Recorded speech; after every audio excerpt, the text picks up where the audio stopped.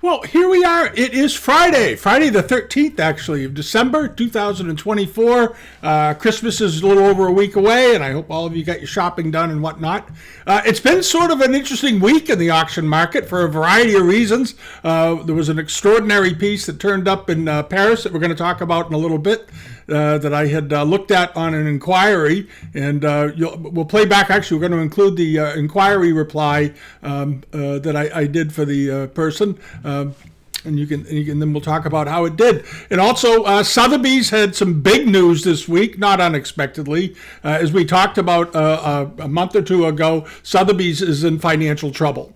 And it was further verified this past week with the announcement of layoffs totaling now about 6 or 7% of their entire staff. They laid off another 100 people. They've closed some departments, reshuffled people around, and they're struggling. To put it mildly, under the leadership of Mr. Drouot and his investors. They haven't gotten the memo yet that auction houses don't always scale up terribly well, and he's in hock up to his neck. He owes roughly, I think, $60 billion in debt that's coming due in a couple of years. And Sotheby's itself is in debt about $1.8 billion. He paid $3.2 for it back in 2019, and he had to bring in the Dubai Commonwealth Fund to bail him out, at least for $1 billion and a partial stake in the company, giving them 3 seats on the board of directors. And I wouldn't be surprised if Sotheby's got sold. Mr. Drouot, I don't think, can afford to keep it going. It was a dumb move for him to buy it. For some reason, this happens every now and again. Somebody comes along with a lot of money and thinks it would be fun to own an auction house. Auction houses are best run by people in the antique and art business, period. And when you bring in investors and guys like this to try to run it, it isn't going to work. It isn't going to work because they don't understand the business. They don't understand that it's not like a tech firm, which Mr. Drouot owned, and now they're in hock and people are losing their jobs. And they are apparently doubling down on their desire to be, I guess, the auctioneers of, as I've mentioned many, many times before, handbags, designer goods, expensive cars, and sports memorabilia, with a smattering of Rolex watches and a bit of jewelry here and there. Their fall sales were a huge disappointment in the modern impressionist arts. They brought in about half of what they did last year, and last year wasn't a particularly good year to begin with. So here we are. There's a lot of articles out there. This is one that's in The Value, which is a Hong Kong-based art and news outlet. And they have some good information in here about what's going on at the company, who's getting laid off, who's getting reshuffled. But all of it, if you're familiar with finances, recognize that this is not none of this is a good sign. And I think Mr. Drouot, evidently, I didn't know this, attempted to get the company relisted on the New York Stock Exchange to try to raise some money that way, and apparently he couldn't do it. They wouldn't take the company back on, probably because of its financial instability and its massive debt load. And now I think they're floundering around trying to find somebody to bail them out. That's what I suspect is happening in the background. Billionaires buying up auction houses.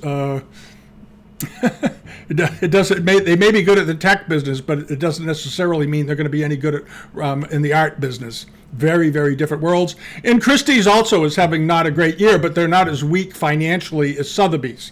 At this point, Christie's sales were down significantly for the year as well. So far, they haven't announced any layoffs, but they have some problems too that we've talked about in the past. And I'm not sure where they're going to end up, but for now, the focus is going to be on Sotheby's and their future or lack of one under the current ownership. So we'll see what happens.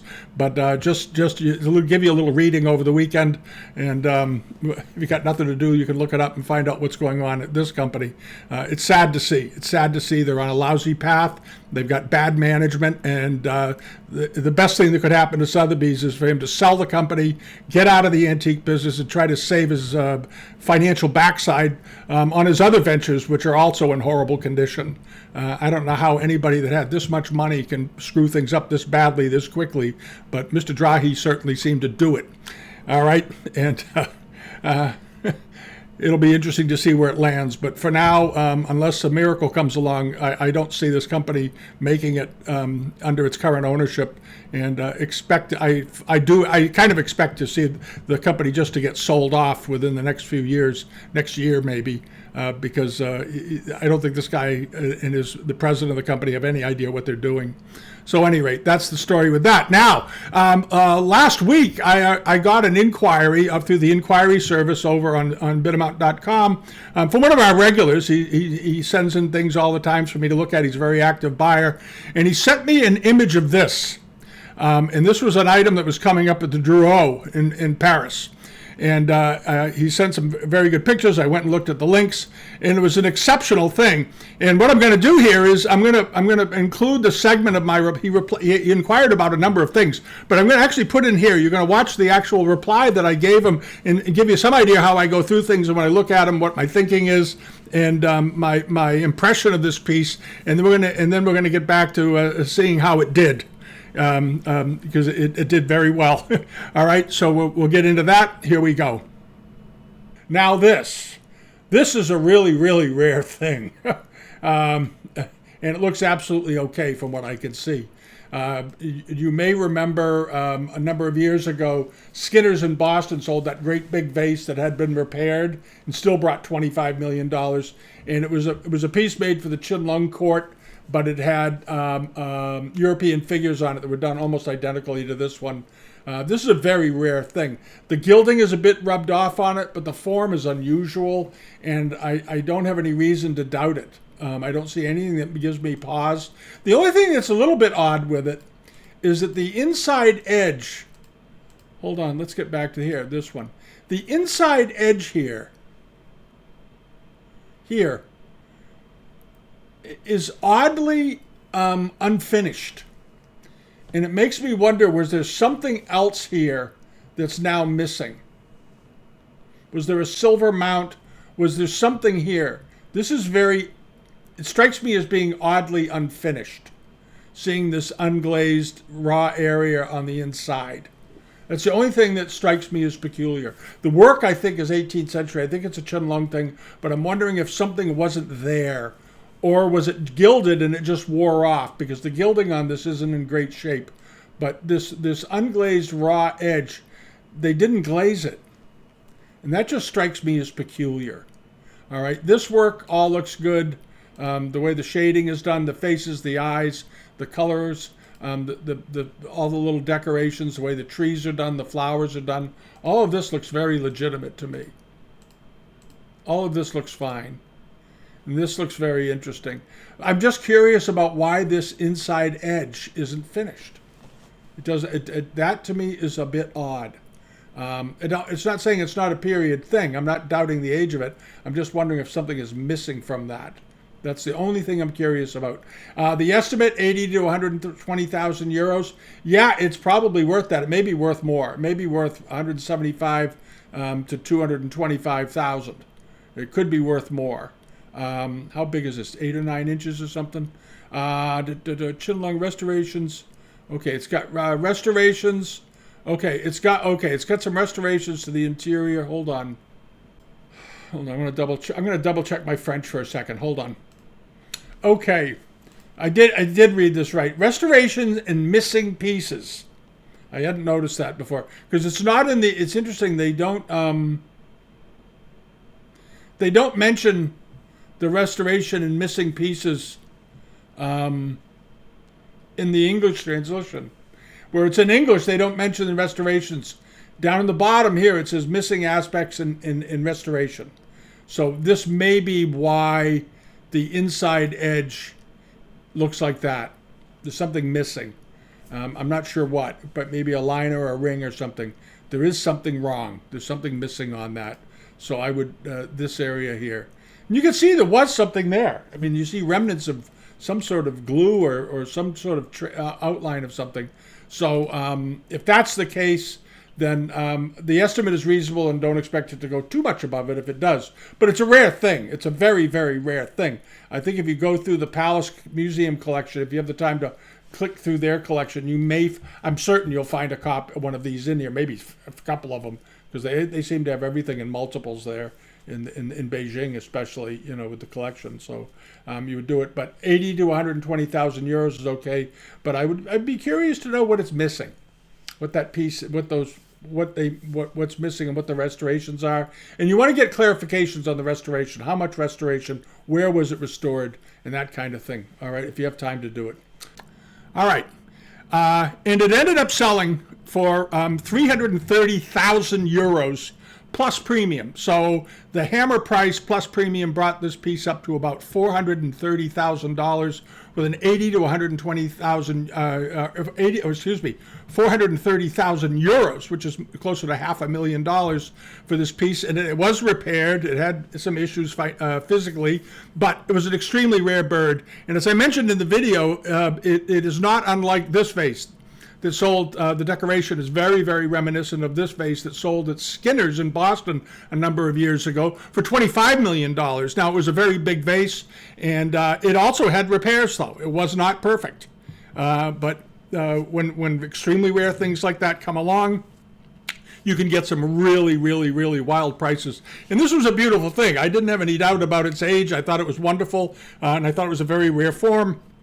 And as I mentioned, there probably is a one or two of these, or maybe more, in the Palace Museum in Beijing. But and I suspect people over there looked it up. The website is notoriously difficult to look things up on if you're an English speaker, because its searches aren't very. There's no way to really search. You sort of have to scroll through endless piles of images. They have some great stuff on the website, but it takes a lot of digging to make good use of it. But it's worth it. If you find something in there, it's certainly worth it. So anyway, that was the story of this piece from the inquiry, and my customer did not buy it, evidently, but he was extremely interested in it. He emailed me this morning and wanted to make sure I knew what the thing brought. And it's just an absolutely amazing story, but there we go. All right, now on to other things that sold in the last week. Not as high as that, but some good things were sold. And these are all things that were on the global pages. Was this very nice Lang Yao vase. This was sold by John Moran and auctioneers out in Monrovia, California. And it was listed properly as a Kangxi period vase. It was Kangxi. It was a very nice example. And I think the price on it was extremely reasonable. This was a very, very attractive vase. Now, of course, it was drilled in the bottom. It had a drilled out base, but in the past we've seen vases of this size and style and this type. This one was 18 inches tall. It was a big one. Sell for $15,000 to $20,000. It only had a $2,000 to $3,000 estimate. I'm not sure that maybe this was only an attempt to encourage participation or something, because it had a lot of bids. Here's the bid sheet. It started out at $1,000, quickly jumped to $2,700, and up it went all the way to $7,500 plus premium. So it finished up at around, that would bring it in at around a little over $9,000 or so, $9,500 was the final selling price. In the past, though, we've seen these sell for, $15,000, $20,000. So I think this was a good buy. I thought the coloring, it was nice. I like the white exposed area on the neck. Some people prefer it redder further up. I kind of like this effect. I think it's rather attractive, but it's a matter of personal taste.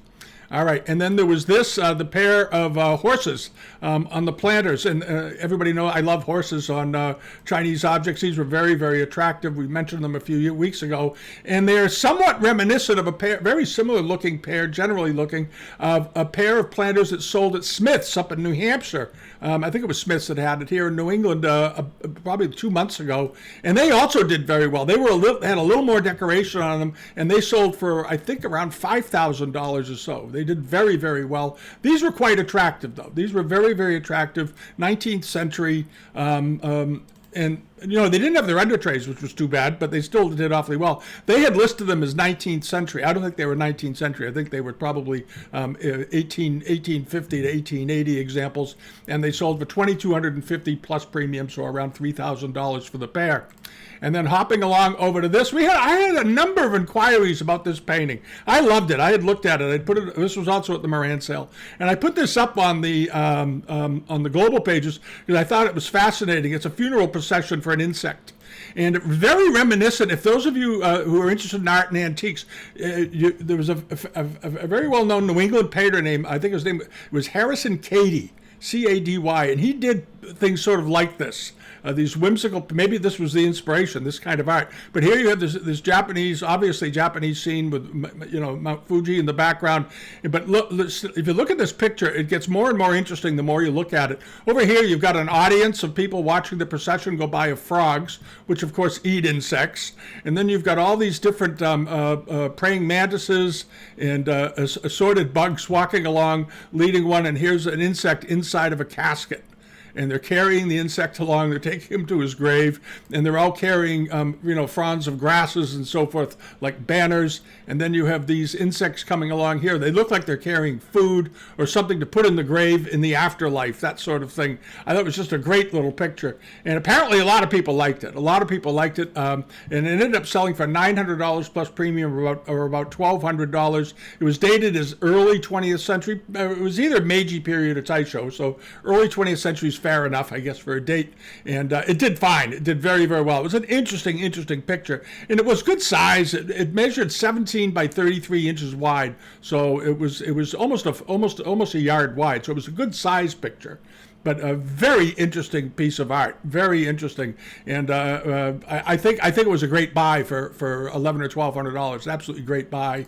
And then over to this. This was the the Stair? Yeah, the Stair Gallery they have the Thursdays at Stair, and these are they have very good things in these auctions that they do. They do them regularly. As many of those of you who follow the Around the Global pages, either through BitAmount or through Patreon, notice that we always put them in there because they always come up with things. There's a lot. They seem to have a very good states that they get into on a very regular very regular basis, rather, around New York and New England in general. I think they reach out fairly wide, and they get some good stuff. And whoever selects the contents for the sales does a good job. And they have this. This was that pair of vases that had the faceted vases, 19th century vases that had the dragons on them, ascending and descending on the different panels going around it. They measured about 17 inches tall. I thought they were terrific. I thought they were very, very interesting. I like the lime green ground. I like the color palette a lot. I like the way they did the dragons. And then of course on the top, as we mentioned a couple of weeks ago, it has phoenixes ascending up around the neck of the vases. All right, absolutely great. And I think, are they coming down? Do they descend anywhere? No, I don't think they do. I think they just go up. But absolutely great pair of vases. And they did fine. They ended up selling for over the estimate. They brought $1,700 plus premium, or around about $2,000. But I don't think $1,000 a piece for these was a crazy price. They appeared to be in quite good condition. Somewhere, some minor losses and so forth, rubbing, minor chips. I don't see anything. There's no real damage to them. The minor nicks and chips in here and there around the rim, tiny from what I could see, and that's it, which are to be expected on these. It's not a surprise. And then over to this. These, I think, were a great buy. It's a very common pattern. This is one of these double happiness pattern jars, and you've seen this pattern before with the scrolling vines and whatnot, but these were very fine. These were really, really fine examples. The decoration on them was extremely finely done and very, very attractive, and a very popular pattern. And they were good size, 17 and a quarter inches tall each, with their lids. And I think this was these were relative bargains. So with the premium, you're up at about $780. So you're looking at around $350 per jar, and these are big. And they are extremely nice examples. This pattern you'll see, and a lot of them are kind of sloppy and look like mass-produced things. These were nice. These were very, very, very well decorated. Very pretty for the style. I think they were. And if one of you bought them, I think you got a great buy. These were nice. I was thinking that these should bring $1,000 to $1,500 based on the quality. The pattern is common, but the quality was much better than usual.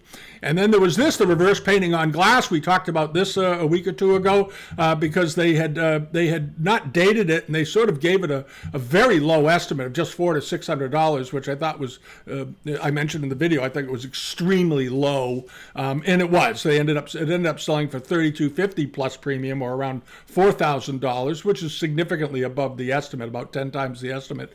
But this was a very nice later 18th century China trade portrait of a woman, and then you have these little rams goats off to the side and so forth. It looked to be in good condition. The frame was later, but the work here, the painting was clearly period, and it did just fine. And I don't think that was an overpayment at all. I think that was a very fair price to pay. This was 12 3/4 by 16 inches high, and it was the one that was had been picked by Mario Buata, the Prince of Chintz, as I mentioned a few weeks ago, the interior decorator who knew a lot about antiques.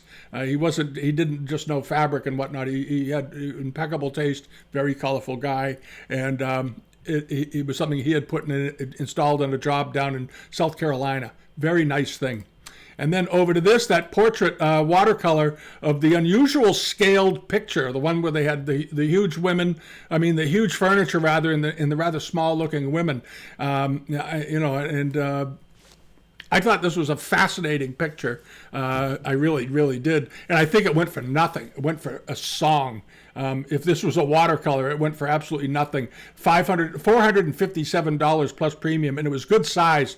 It was the site size of this picture was 49 by 37 centimeters, so it was a pretty good size picture itself. And then framed, it was 67 by 56, and it went for just 450 plus premium. So $600 for this is peanuts. So I hope one of you bought it. It's a terrific looking thing. All right, and then moseying along over here, the down at Heritage had their sale, Asian art sale. They got to work on their sales a little bit, I think. They had some difficulty. They had some nice things. They had some very good Satsuma that did well. We're going to get into it. But they seem to have a hard time dating things for some reason. I'm not quite sure. But they don't get a lot of attention, so you can get a lot of good buys there. I'm going to show you maybe the best buy they had all week for a collector was this. These were a big pair of red Kutani. And everybody knows I like Kutani ware. I think it's one of the most underappreciated ceramics that was ever produced in Japan, because everybody thinks of only the mass-produced stuff they made for the department store market in the 1910 to 1930s. But they also did things like this, and these were a very nice pair of double gourd vases. They went for $65, which is nothing. The estimate I thought was very reasonable on these at $400 to $600, and so they went to $65 plus premium, or about $90. But I hope the problem is that maybe not everybody looked at the size. These vases were 25 inches tall. They were over 2 feet tall each, and just $65 for the pair. Absolute steal. Absolutely, they might have just given them away. And they were signed on the bottoms here. They had the fairly regular, one of the standard sort of Kutani marks on it. But the workmanship on them was very, very nice. And they were huge. They were huge. $65. Who says you can't afford to buy Asian art? That was a great buy, and I hope one of you got those for nothing. And then this plate here, this was a piece of, I guess maybe they don't have a lot of Japanese buyers in porcelain. They had some pretty good ones for Satsuma, but this is an extremely nice, massive Arita blue and white charger. And it's in a pattern. It's in that octopus scroll pattern that you see often on Japanese Arita wares from the 18th into the 19th century. But this was one of the finest ones I've ever seen. The decoration on these was so fine. If you look at the how well these scrolls are done, they almost look like fiddleheads on ferns. Beautifully done, with the Three Friends of Winter pattern in the middle, the bamboo, the plum blossom or prunus blossom, and then the pine tree. And it didn't sell. The lot passed with a $340 starting price. This plate was 23 inches in diameter. You may recall that giant piece of Amari I bought a few weeks ago, or maybe a month and a half ago at this point, from Grogan's in Boston. It was that size. This was a very, very, very big piece of porcelain. If you collect Arita ware from the Edo to the Meiji period, late Edo, Meiji period, you might want to contact them and see what they'll sell this for, because this is a great piece of porcelain. The shipping on it's going to be a little expensive because it's so big. It's a very big plate, 23 inches, big piece of porcelain. But I think it's a gem, and a very if you like to buy the best of breed, so to speak, the best of type, this is one of the best ones I've ever seen. It apparently was bought by the previous owner from Frankel's in New York, which doesn't surprise me. Frankel's handled some awfully good things, and this was a beautiful, beautiful piece of Arita ware, and it didn't sell for whatever reason, and it may be because of the shipping. I don't know what the deal was. It will probably cost $200 or $300 to get it shipped anywhere in the United States, but only because it's huge. It's huge. It's a big piece of porcelain. Don't be surprised, but very, very nice. But then they sold these, and these did great. They had the very low estimates on them. We talked about them a couple of weeks ago, the Satsuma. And this was a nice vase. It was 31 inches tall. Big piece of Satsuma ware, estimated at only $800 to $1,200, and ended up selling for $4,800 plus premium, or around $5,800 all done, $6,000 all in. But it was a very nice example. It had the immortals all over it. Looked like it was in very, very good condition. It was signed on the bottom. It's got a serpent going around. I think that's a serpent going around. There he is. The dragon going around the outside and so forth. But this was a stunning piece and did very well. And then there was this one, the incense burner. This was 23 inches tall. This wasn't some small thing. And it sold for $3,200. And I think this was a little bit better than the previous vase, but it wasn't as big. The other vase is 8 inches taller, which is a significant difference. I think they must have all come from the same collection.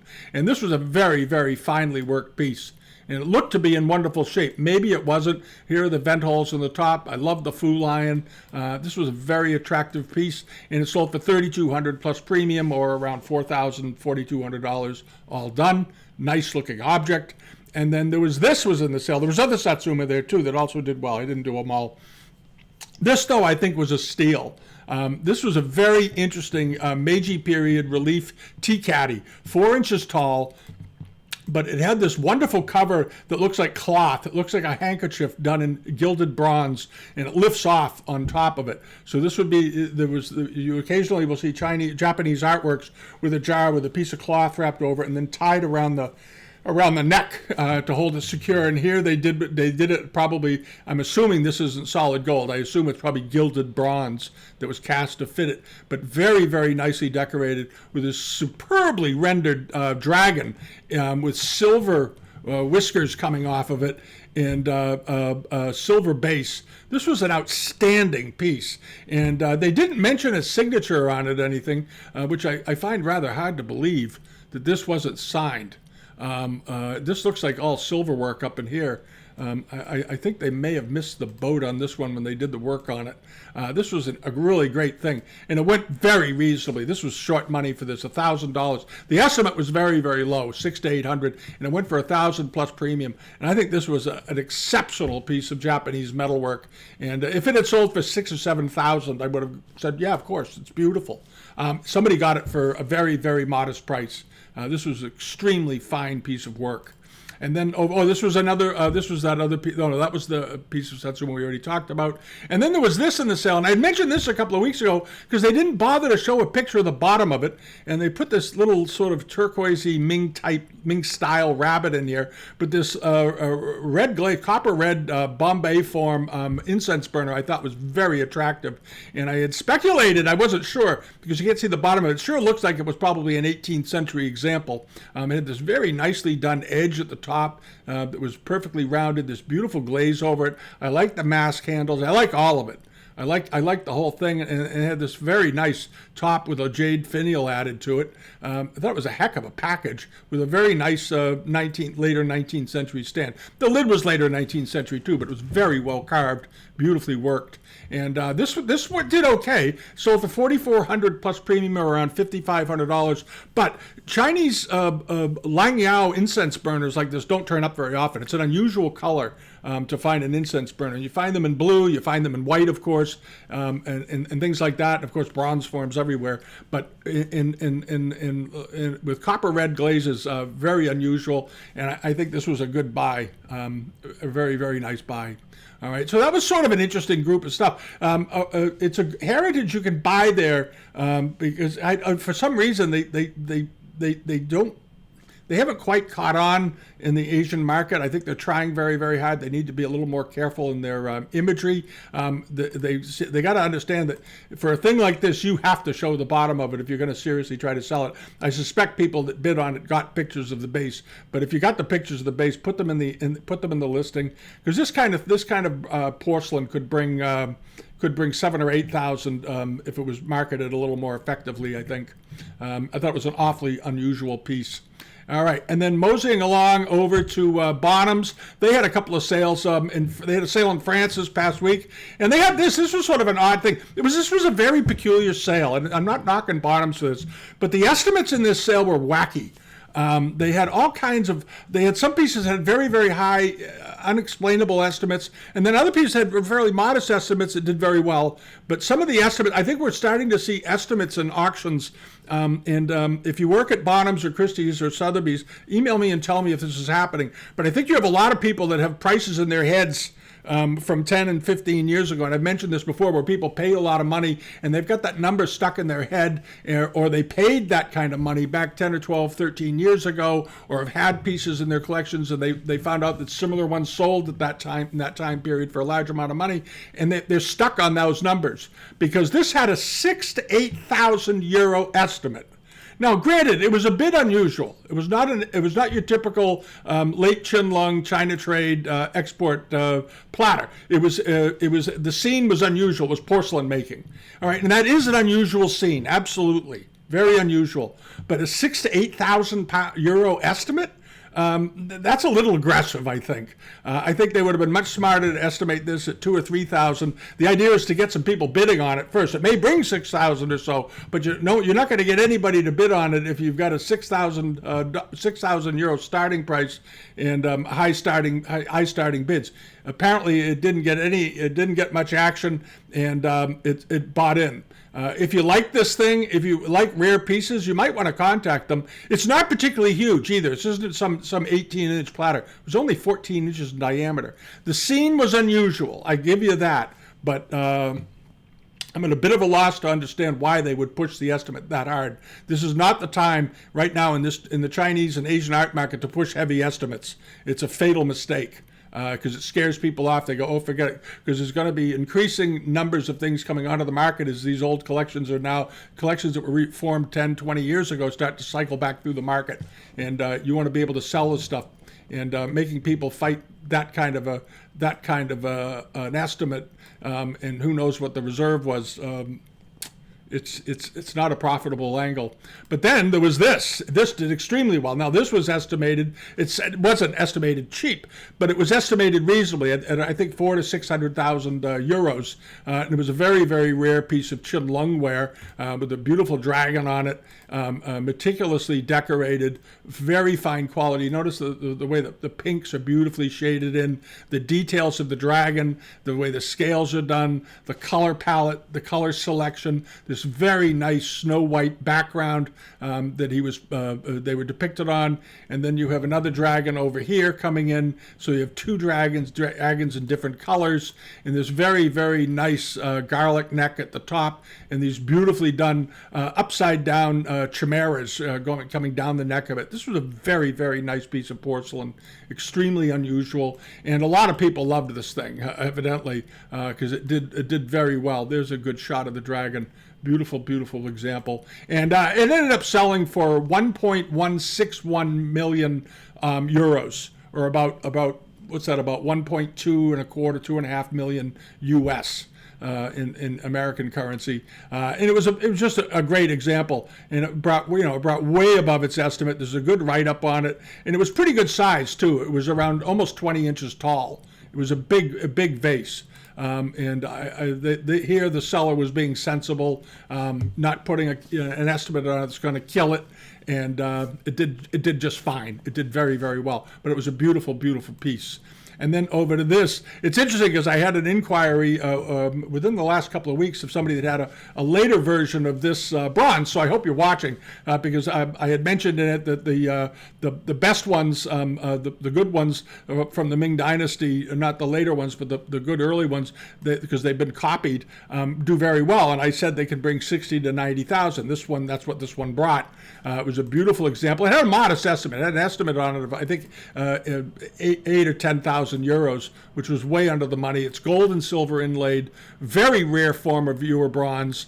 They're illustrated in books. The museums always have one of these, it seems. Sold for 79,000 euros, including premium.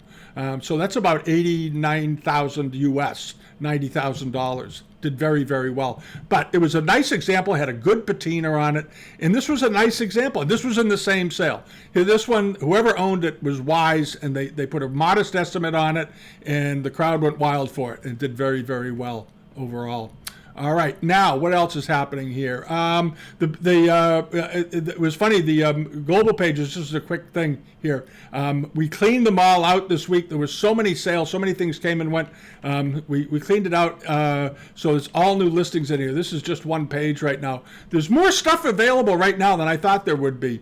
Rob Michaels has another set of auctions coming up. He just finished one that did pretty well, and this one now he's got another one on here. But this is all just in the U.S. The sale is coming up. There's 2 pages right now of all of that stuff. This is more sales in the United States and so forth. Some very good Famille Rose on here. Do check that out. And then in Europe, this is the Rob Michaels sale. He's got some very nice pieces of blue and white wares. If you're a blue and white collector, you ought to check the sale out. They just had a good sale, but he's got more. So there we are. And these are all good looking. And the same thing over here. There's more of it here. And there's some other auctions as well. All right, now on to some of the pieces that are coming up. Bonhams has got a sale coming up on the 19th, and it had this very nice flambe glaze faceted hoof-formed example. This is over in Hong Kong, very nice looking piece. And then they have this, another piece of yuan, Sung to yuan ware example. These are all coming up on the 19th in Hong Kong. And fairly reasonably estimated and so forth. And then, of course, there's the regular stuff that's on the newsletter page. The newsletter page last week had some interesting things on it, and there's a few lots. Those of you that buy silks, those very nice rondelles of the dragon and the flowers, that's closing in a couple of days. They're doing well, but they're very nice. They're very, very nice. And there's some other porcelains on there as well that we've added. But in England right now, when we went through the list this morning for the European sales in England and so forth, there was very little. I think in the UK right now, normally there are somewhere between 500 and 700 lots up that are in the auction category that are getting bids and doing pretty well. This morning there were less than 200. So it's way down for the holidays, for the month of December. This is normal. And with all these sales that have just taken place over in the EU, in London, and in Amsterdam, and in Paris, and so forth, and the Marseille sale, and the Rob Michaels sale, a lot of those buyers are going to be dealers, and they're going to be putting the stuff up. They're probably doing the photographs right now, and they'll be putting them up for after the new year. So expect to see a fair bit of material coming in at the beginning of the new year. It should be pretty interesting, and they'll probably come in a little before that. You'll start to see some listings for live auctions, attendance auctions, and so forth through the auction. It will start to appear probably right around Christmas, and they will be the auctions. Most of them you're going to find will be scheduled between January 10th and the end of the month. Usually, the auction houses like to give people a week to get home from their Christmas and New Year's breaks and get situated, get back to normal a little bit, and then start going back to auctions. So that's typically what happens. I don't know if it will this year, but that's been the pattern in the past. So there we are. All right, so that sort of wraps it up. It's an interesting week, as I said. Lots of things sold. We had that fascinating thing that sold in Paris. And Bonhams had a very good event with that Famille Rose vase. Congratulations to them. And Sotheby's is back in the news again. And I hope they get their act together. I'm not cheering for Sotheby's to go down the drain at all. It's a venerable old company, but they deserve better management than what they've got. Much better. They could do better. The people they have there right now are basically wrecking the place. And I hope they get thrown out and go away. That's my opinion. And I hope Christie's gets back on track as well, because they're wandering sort of onto this same path of contemporary rubbish that's valuable. And I hate to see it. I hate to see it. You're in the antique and art auction business. Stop selling bananas, duct tape to plywood boards, and overpriced 8-month-old Hermes handbags, okay? Just get back to basics. All right, those are my thoughts. And we're going to continue harping on them until things get better. All right. Have a great weekend, everybody. And thank you. And subscribe if you haven't here. If you enjoy the videos, leave a comment. A lot of you watch. We get these demographics we get these statistics from YouTube. And it's funny. We have a huge number of people that watch regularly but don't bother subscribing. Subscribe. It helps the algorithm, helps us get out in front of more people, and it makes YouTube happy. So please do subscribe. Click the little button in the notification bell so you get notified when we put videos up. And after the new year, we're going to start doing some videos from museums. I mentioned it before, and we're going to do it. The Museum of Fine Arts in Boston, talk about their collections, because they have some amazing collections, and hopefully we'll get into do the Peabody Essex Museum. There's several museums around New England. We'll be doing those. So expect those after the first of the year. All right. Well, give me a week to get out, and I got to get some time to go out and record them and do the work, but I think it'll be fun. I think it'll be a lot of fun. All right. See you all soon, and thanks again for watching. Bye-bye.